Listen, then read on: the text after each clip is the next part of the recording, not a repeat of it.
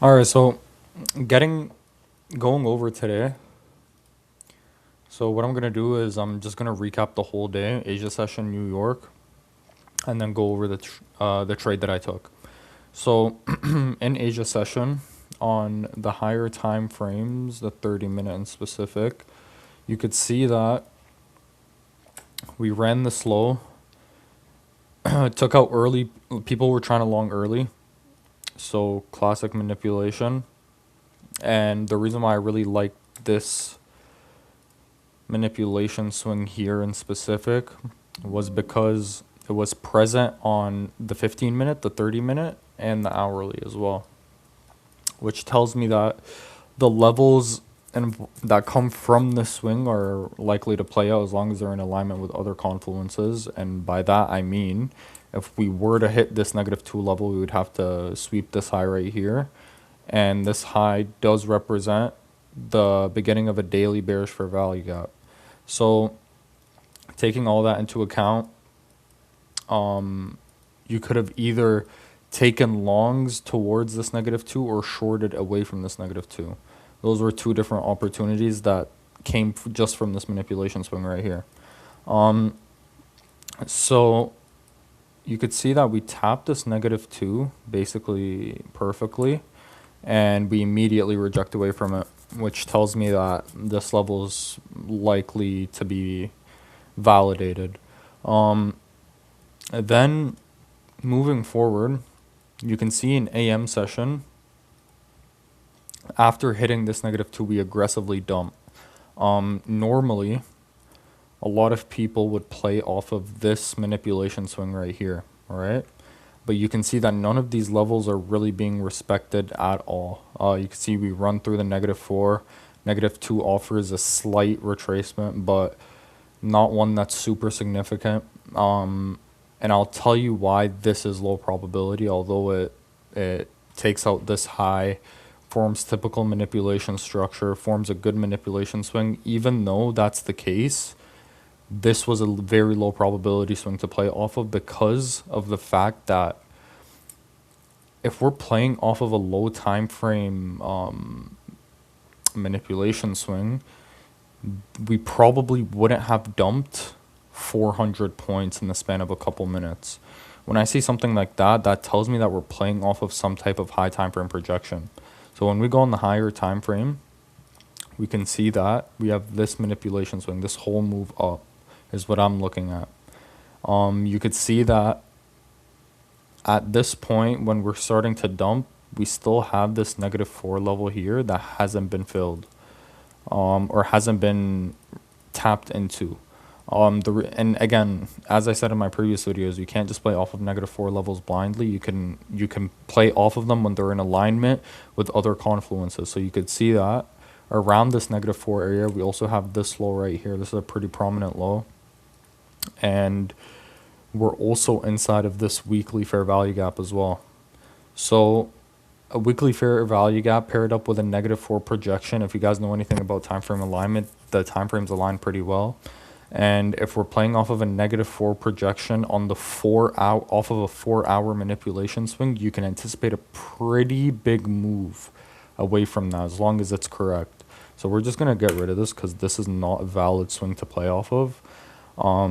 And you could see that this line right here, this one right here, this is the -4 inside of this weekly fair value gap. So you could see that we dump towards it, tap it, and then the first displacement leg that we get away from it, that's the first confirmation I'm looking for. Okay, and let's go on the 15-minute time frame because I want to point something out here as well. You could see that when we tap into this level, the 15-minute closure is telling me enough to where if this was to be the bottom, it would make sense because of the way this candle looks. So when I saw that, followed by all the other confluences, that made me extremely confident in the trade idea. So again, the way I like to enter is the first displacement leg up, you grab your fib, put the 50% to see the premium and discount, and you ideally want to enter at the discount. So that's exactly what I did. at first I wanted us to, if we go on the 2 minute, you could see that when we tapped into discount, I wanted us to quickly reject away from it, and I originally had my limit here at the opening of that candle. However, when I was looking at this trade, I was thinking, okay, if I was to enter at the opening of that candle versus entering at the discount, my RR significantly changes, and it cut my risk in half while keeping my target the same, which offered me higher RR. And that's exactly what I was looking for. So after all of that, I took the trade here, TP'd at these relatively equal highs right here, and the trade played out fairly quickly. It was about 250 points in the span of, let's see, in the span of about 17 minutes.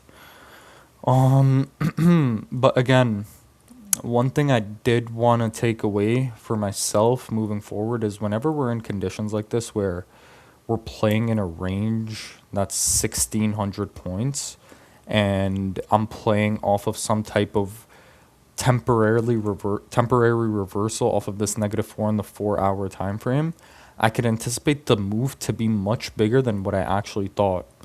Originally, you can see that I TP'd at 250 points, but if we're playing off of a 4 hour rejection, you can play normally up into the premium of the whole range that we're playing in. So if I was to have held it up to the premium, I would have been able to catch 700 points rather than 250 points. But yeah, that's just one takeaway that I had from this. But overall, pretty clean price action. One thing you guys should take away from this is if the move that we're seeing on the lower time frame is very big in a short amount of time, you could see 400 points in basically 25 minutes. More from the top, actually. From the very top, it was,